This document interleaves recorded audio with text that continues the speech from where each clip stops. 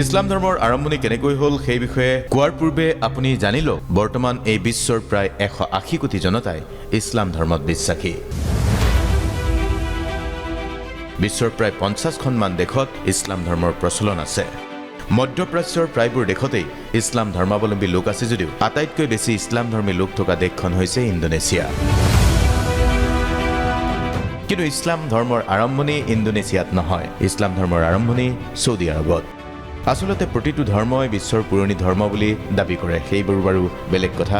সৃষ্টিৰ পাতনিৰ পৰাই নিজৰ নিজৰ ধৰ্ম মানি থকা বুলি প্ৰতিটো ধৰ্মই দাবী কৰি আহিছে। কিন্তু ইছলাম ধৰ্মৰ মানে যি আধুনিক ইছলাম ধৰ্মৰ ইতিহাস আমি ক'বলৈ গৈ আছোঁ, সেই ইছলাম ধৰ্মৰ আৰম্ভণি মক্কাৰ পৰা। আচলতে ছৌদি আৰবৰ মক্কাত মহম্মদৰ জন্মৰ পৰাই আৰম্ভ হৈছে ইছলামৰ ইতিহাস। মহম্মদৰ জন্মৰ পূৰ্বেও ইছলামৰ ইতিহাস আছে।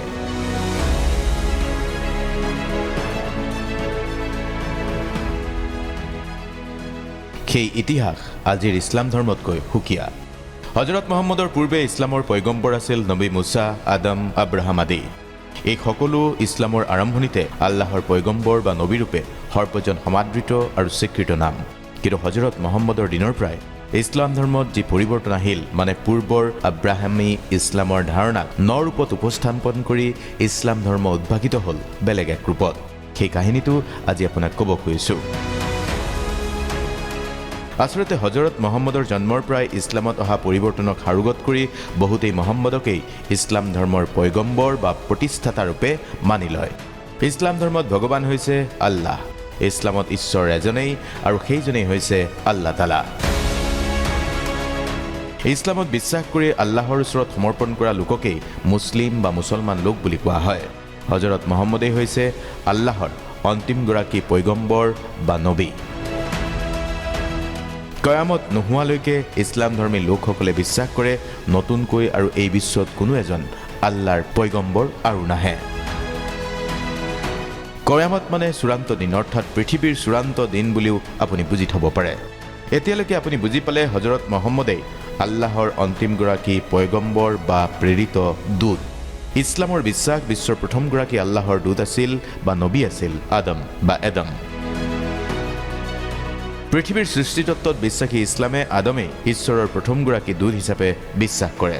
এতিয়া আমি হজৰত মহম্মদৰ কথা কৈ আছোঁ। ইছলামত হাদিছ বুলি এবিধ বিষয় আছে। সেই হাদিছ হৈছে পয়গম্বৰ মহম্মদে বিভিন্ন স্থানত কোৱা কথা আৰু মহম্মদৰ জীৱন ধাৰণৰ পদ্ধতিটোকেই ইছলামত কোৱা হয় সুন্না বুলি। ইছলাম ধৰ্মৰ মূল ধৰ্মগ্ৰন্থ কোৰাণৰ পিছত এই হাদিছ আৰু সুন্নাই হৈছে গুৰুত্বপূৰ্ণ ইছলামিক টেক্সট বা ইছলামিক পাঠ।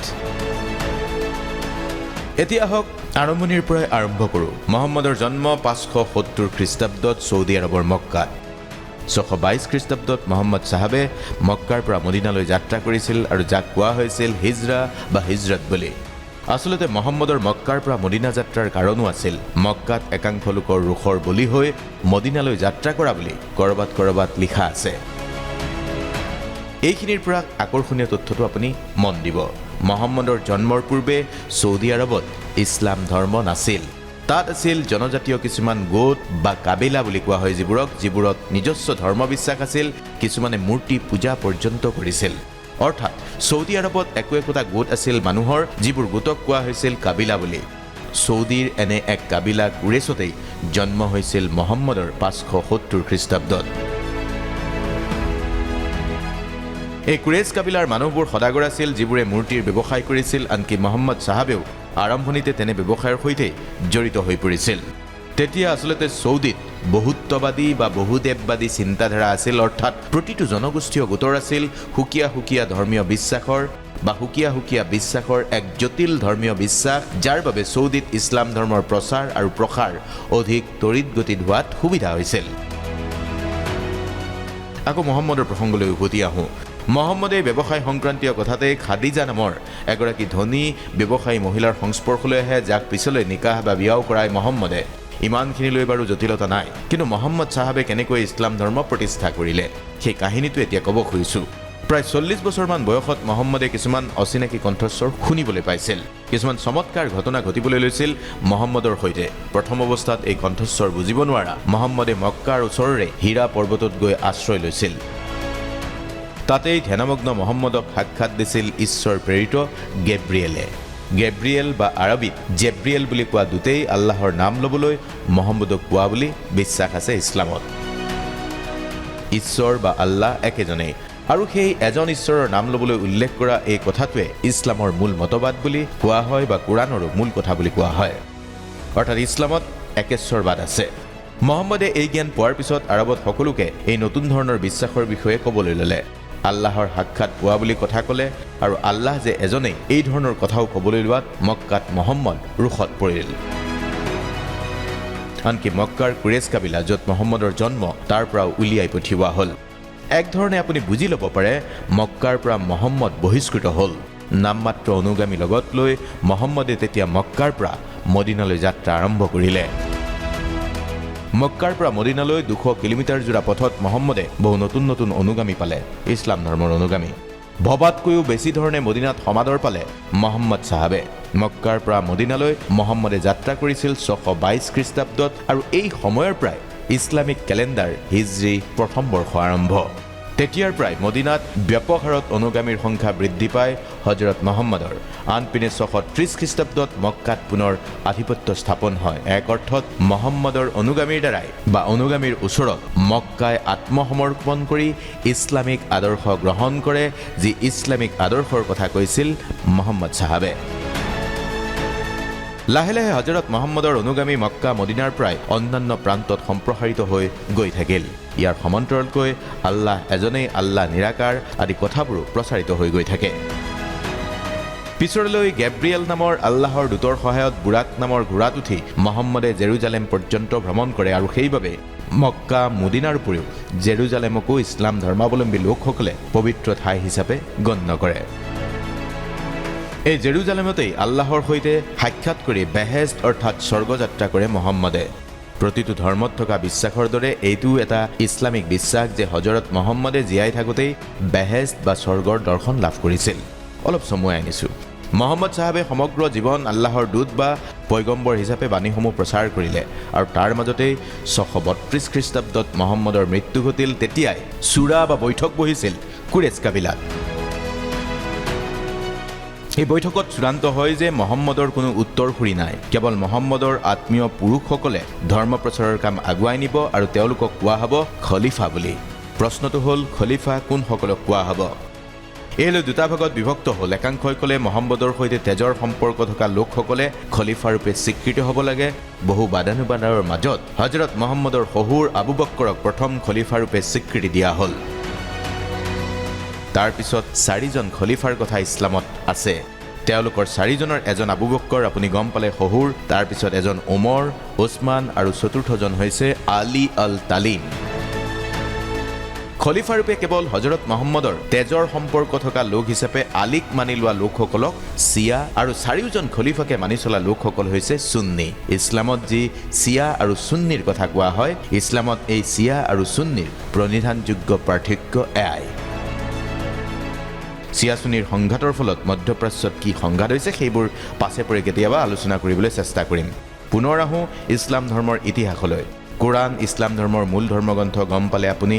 এই ধৰ্মগ্ৰন্থ হজৰত মহম্মদে লিখা নাছিল। হজৰত মহম্মদে ঈশ্বৰৰ আন এগৰাকী দূত গেব্ৰিয়েলৰ জৰিয়তে আল্লাহৰ পৰা জনা কথাখিনি শুনাই গৈছিল। কোৱা হয় হজৰত মহম্মদৰ বিশেষ লিখা পঢ়া নাছিল। পিছলৈ প্ৰধান খলিফা আবু বক্কৰৰ দিনত এই কথাবোৰেই কম্পাইল কৰা হয় বা লিখি যোৱা হয়। গতিকে কোৰাণৰ কোনো লেখক নাই। কোৰাণ হৈছে আল্লাহে পয়গম্বৰৰ জৰিয়তে নিজেই কোৱা কথা।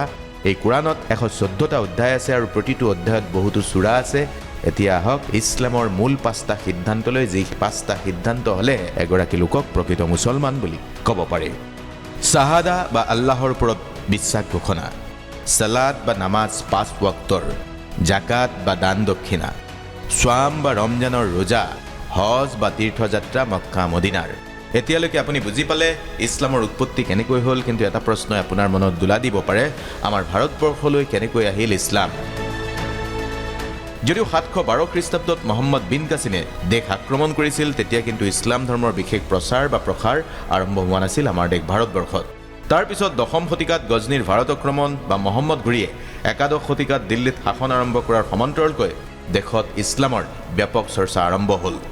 তদুপৰি গজনীৰ চুলতান মাহমুদে 17 বাৰ ভাৰত আক্ৰমণ কৰিছিল। গজনীৰ চুলতানৰ উদ্দেশ্য আছিল হিন্দুৰ বিৰুদ্ধে ধৰ্মযুদ্ধ আৰু ইছলামৰ প্ৰচাৰ। কিন্তু চুলতান মাহমুদৰ কথাকাণ্ডৰ বাবে মাহমুদক ধৰ্ম প্ৰচাৰকৰ গৰিমাৰ বিপৰীতে এজন লোভী শাসক ৰূপেহে ইতিহাসৰ পাতত প্ৰতিষ্ঠা কৰা হৈছে।